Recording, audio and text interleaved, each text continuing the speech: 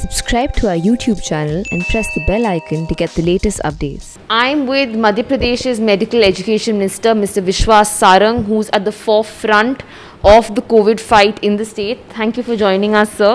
Sir, मेरा पहला प्रश्न आपसे है कि अभी जो कोविड क्राइसिस मध्य प्रदेश में है, जो अभी एक पॉजिटिविटी रेट जो 1.1% जनवरी में था और 10% अभी आ गया है, ये कैसे संभाला जा रहा है अभी? देखिए रेवती एक बड़ा संकट है और केवल मध्य प्रदेश नहीं, केवल हिंदुस्तान नहीं बल्कि पूरी दुनिया में हम देख रहे हैं कोरोना बहुत तेज़ी से बढ़ा। और यदि हम ये सो कॉल्ड जो सेकंड वेव है ये बहुत तेज़ी से आई है, कुछ ना कुछ ऐसा लगता है कि स्ट्रेन भी चेंज हुआ है जिसके कारण पॉजिटिविटी बढ़ी है, केसेस बढ़े हैं और लगातार हम देख रहे हैं कि संक्रमण बहुत तेज़ी से फैल रहा है।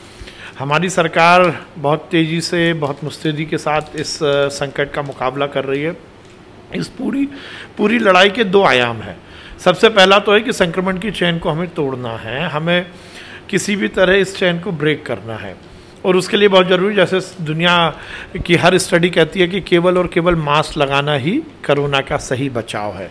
तो मास्क लोग लगाएं, सोशल डिस्टेंसिंग का पालन करें, ज़बरदस्ती की भीड़ इकट्ठी ना हो, उसको लेकर हम काम कर रहे हैं। जन जागरण हमारा एक तरफ चल ही रहा है, पर उसके साथ साथ हमने टोटल लॉकडाउन हमारे स्टेट में हमने नहीं लगाया क्योंकि ये कहीं ना कहीं एक जो अर्थव्यवस्था है उस पर नकारात्मक प्रभाव डालता है। गरीब जो रोज़ खाता है, रोज़ कमाता है, उसकी आर्थिक स्थिति बहुत कमज़ोर होती है।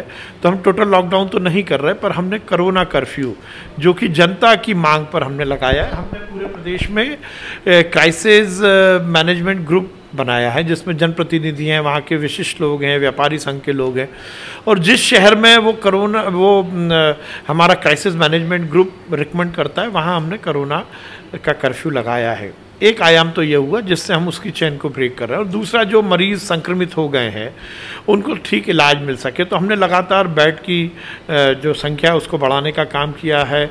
आइसोलेशन वार्ड हो, वेंटिलेटर वाले वार्ड हो, आईसीयू, एचडीयू हो, ऑक्सीजन हो, इन सब की सुचारू व्यवस्था हमने मध्य प्रदेश में की है। पर फिर मैं कहूँगा संकट बड़ा है और संकट से बचना है तो केवल और केवल हमें कोरोना की चेन को ब्रेक करना पड़ेगा। सर, हमने इस दौरान देखा है कि ऑक्सीजन की काफ़ी डिमांड है और इधर मध्य प्रदेश में बहुत डिमांड है, तो ये ऑक्सीजन डिमांड को का मतलब मीट करने के लिए क्या स्टेप्स लिए जा रहे हैं? देखिए, ऑक्सीजन एक बड़ा चैलेंज है, बड़ी चुनौती है और हम देखते हैं कि पूरे हिंदुस्तान में जो मेडिकल ऑक्सीजन है उसकी जो निर्माण है उसका प्रोडक्शन एक लिमिट में है। तो अलग अलग जगहों से हम कैसे ऑक्सीजन ला सकते हैं इसकी पूरी व्यवस्था की है और जहां ऑक्सीजन लेना बहुत महत्वपूर्ण है तो उसका ट्रांसपोर्टेशन उससे ज़्यादा महत्वपूर्ण है। तो हमने ये सुनिश्चित किया है कि ऑक्सीजन के जो टैंकर हैं उनको हमने एम्बुलेंस का दर्जा दिया है, उसकी हम पायलटिंग करा रहे हैं, उसके लिए हम ग्रीन कॉरिडोर डेवलप कर रहे हैं जिसमें ऑक्सीजन सुचारू रूप से हॉस्पिटल तक पहुँच सके। ऑक्सीजन अभी मध्य प्रदेश में इन हाउस प्रोडक्शन नहीं है, इनके कोई प्लान है कि अभी और स्टेट से लिया जा रहा है? नहीं, देखिए हमारा पहले से हमने प्लान किया। हमारे यहाँ मध्य प्रदेश में मेडिकल ऑक्सीजन का कोई प्रोडक्शन अभी तक नहीं था, पर अब हमने एक आइनॉक्स कंपनी के साथ MOU किया है और वो मध्य प्रदेश में अब मेडिकल ऑक्सीजन का निर्माण करेगी, पर it will take at least 8 months, 8 महीने और लगेंगे। आप ब्रेक द चेंज कह रहे हैं, हम ऑक्सीजन की बात करें। Another way of fighting this fight is through vaccinations, टीकाकरण, जैसे आप पहले कह रहे थे। From 1st May onwards, अब 18+ will also be vaccinated. We have learned that 50% of the total vaccinations in Madhya Pradesh will be, let's say, given by the central government. How will the other 50% be managed? And what do you make of अब बहुत scale up होने वाला है? Does the state have the infrastructure to facilitate it? बिल्कुल, देखिए vaccination को लेकर मैं इस देश के प्रधानमंत्री जी को बहुत बधाई दूंगा। देखिए वैक्सीन बनाना जितना चुनौतीपूर्ण था उससे ज़्यादा चुनौतीपूर्ण है वैक्सीन को लगाना। और जिस प्रकार से इस पूरे वैक्सीनेशन प्रोग्राम को डिज़ाइन किया गया है, पहले हेल्थ वर्कर, फिर फ्रंटलाइन वॉरियर्स, फिर उसके बाद 60 साल से ज़्यादा उम्र के लोग, फिर 45 साल से ज़्यादा उम्र के लोग और अब 18 साल से ज़्यादा की उम्र के लोग। मैं बताना चाहता हूँ हमारे पहले 2 चरण में हम मध्य प्रदेश को हमने हिंदुस्तान में 2 नंबर पर रखा है। हर जगह हमने वैक्सीनेशन प्रोग्राम बहुत अच्छे से किया है और इसीलिए हमारे यहाँ रोज़ हम 4.5 लाख लोगों को वैक्सीन प्रोग्राम से जोड़ते हैं। 4000 सेंटर हमारे चल रहे हैं। 18 साल से ज़्यादा उम्र के जो वैक्सीनेशन प्रोग्राम है उसकी भी हमने पूरी प्लानिंग की है और उसको हम सुचारू रूप से करेंगे। तो एडिशनल 50% जो 50% जो सेंट्रल गवर्नमेंट देगी, तो इसका बाकी का 50% का इंफ्रास्ट्रक्चर है कहाँ से प्रोक्योर? देखिए अभी तो उस पर विचार करना है, पर जो केंद्र सरकार का आदेश होगा उसका हम काम करेंगे। और वैसे भी शिवराज सिंह चौहान जी की सरकार कल्याणकारी सरकार है, हमारा राज्य कल्याणकारी राज्य है, तो जनता के हित में ही हम निर्णय लेंगे। सर हम देख रहे हैं कि एक एस्पेक्ट जो टीकाकरण का है, इनिशियली काफ़ी वैक्सीन हेजिटेंसी थी, not just in Madhya Pradesh but pan India. क्या कैंपेन्स लिए जा रहे हैं ताकि लोग समझे that this is the way to fight covid in one aspect of it? देखिए जब मैं बात करता हूँ वैक्सीनेशन की या कोरोना की लड़ाई की, तो अब तो ये एस्टेब्लिश हो गया कि कोरोना को हराना है तो वैक्सीन को ही लगाना होगा। और इसलिए ये ज़रूर है कि शुरू में इस देश की ये दुर्भाग्य रहा कि विपक्ष के नेताओं ने, कांग्रेस के कुछ नेताओं ने और बाकी विपक्ष के नेताओं ने वैक्सीन को लेकर प्रश्न चिन्ह खड़े किए, जिसके कारण हम देखते हैं कि जो पहला फेज़ था उसमें वैक्सीनेशन की टर्नअप में दिक्कत आई थी।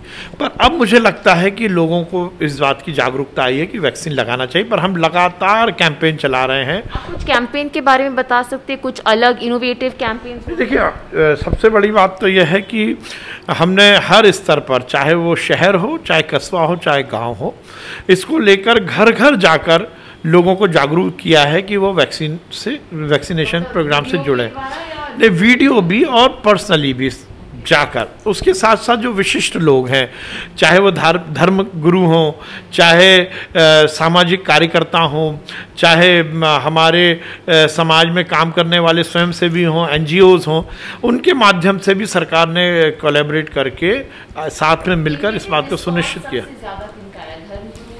निश्चित रूप से देखिए कवरेज, क्योंकि धर्मगुरु का बहुत ज़्यादा होता है, उनको उनके प्रति श्रद्धा रखने वाले, उनकी बात मांगने वाला सोसाइटी का एक बड़ा वर्ग होता है। तो नहीं, देखिए हर धर्म के गुरु का अपने अपने धर्म में है, तो हमने तो सभी धर्म के गुरुओं को इस बात का निवेदन किया था कि वो वैक्सीन प्रोग्राम को लेकर लोगों में जागरूकता पैदा करें, और उसका बहुत सकारात्मक रिजल्ट हमें देखने को मिला है। तो हम देख रहे हैं कि you are on the ground और on the field constantly. What is the plan going forward now? For what? For managing this thing. You told us to break the chain, but in the next week, what do you foresee as the plan? What should people do as well as from your side? देखिए 2 बातें हैं, जैसा मैंने कहा कि कोई नया plan हम नहीं बना सकते, पर हमने निश्चित रूप से ये सुनिश्चित करने की कोशिश की है कि हम चेन को ब्रेक करें। देखिए क्योंकि ये पैंडेमिक है, एक महामारी है, और महामारी में कोई भी व्यवस्था हर समय छोटी पड़ेगी ही। यदि हम इस संक्रमण को नहीं रोकेंगे तब तक हिंदुस्तान में कोई भी आकर व्यवस्थाओं को सुचारू नहीं कर पाएगा। तो हमने ये सुनिश्चित किया है कि हम चेन को ब्रेक करें, और उसके लिए हमने 2 प्रोग्राम बनाए हैं। एक तो है कि हम जो हमारा कर्फ्यू है उसको सख्ती से लागू करेंगे, ये सुनिश्चित करेंगे कि बिना काम के कोई घर से ना निकले, और ये केवल सरकार के डंडे से नहीं होगा। हमने एक नया कंसेप्ट शुरू किया है कि मोहल्लों में, कॉलोनी में, कस्बे में, गांव में ये सुनिश्चित करेंगे कि 7 दिन तक उस गांव का कोई भी आदमी घर के बाहर नहीं निकलेगा। यदि किसी को कुछ लेके आना है तो गांव का कोई एक व्यक्ति तय होगा, वो शहर जाएगा और सबके लिए वो सामान लेके आएगा। सोसाइटीज़ हैं, सोसाइटी 7 दिन का, 10 दिन का अपना खुद का कर्फ्यू लगाएगी कि वो सुनिश्चित करेंगे कि उनके घर का कोई भी व्यक्ति बाहर ना निकले। बेसिकली सरकार और जनता मिलकर इस चेन को ब्रेक करेगी। एक तो ये। दूसरा, हॉस्पिटल के जो बेड्स की बात है, हमने एक नया कंसेप्ट किया है स्टेप डाउन का। ये सुनिश्चित हम करवा रहे हैं, हर एक पेशेंट का हम ऑडिट करा रहे हैं, हर एक हॉस्पिटल का ऑडिट करा रहे हैं कि पेशेंट की स्थिति at the time of admission क्या थी और आज क्या है, और उसको हम स्टेप डाउन कर रहे हैं। सपोज एक कोई पेशेंट ICU में है, पर अब उसकी स्थिति ऐसी नहीं कि वो ICU में हो, उसको नीचे की स्टेप में आना हो, तो हम उसमें स्टेप डाउन करके, जिससे कि हमारी जो ऑक्यूपेंसी है वो, हमारे रिसोर्सेज हमारे बढ़ेंगे, और हम ये सुनिश्चित करेंगे कि हमारे हॉस्पिटल्स में बेड उपलब्ध है।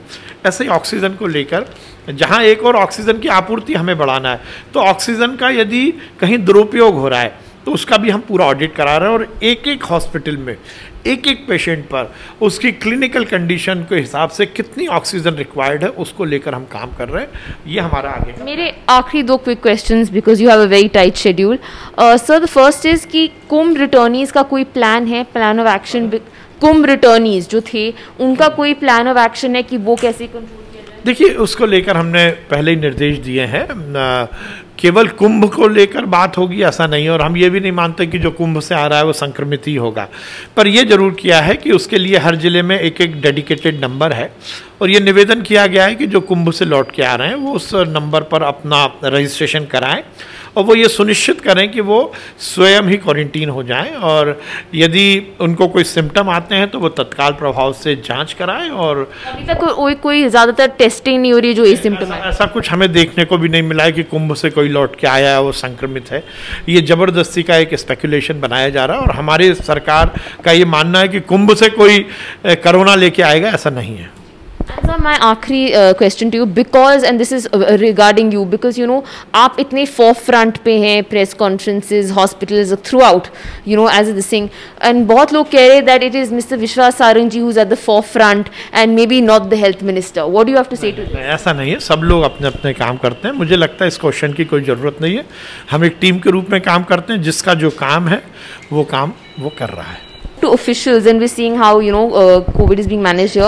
There was a bit of vaccine hesitancy because of the religious festivals, irrespective of faith. का मतलब दोनों हर religious festival अभी एक festival महीना हुआ है, so there was a bit of vaccine hesitancy. Is this correct? And what is being done to counter this? देखिए, कोई भी धर्म की बात हो, कोई भी त्योहार की बात हो, ये बहुत महत्वपूर्ण है कि हमें जान को बचाना है। तो मैं ये नहीं मानता हूँ कि इस बात को लेकर कोई किसी भी तरह से कोई कन्फ्यूजन होगा, और यदि कन्फ्यूजन है तो धर्मगुरुओं को इसको लेकर जनजागरण करना चाहिए। सरकार की तरफ से कुछ काउंटर हो रहा है? नहीं, देखिए, ऐसा कोई माहौल है नहीं जिसको लेकर हमें कुछ काम करना पड़े। Thank you so much. नमस्कार, thank you. This was Mr. Vishwas Sarang here with us. For more, stay tuned to theprint.in and follow us on our social media handles.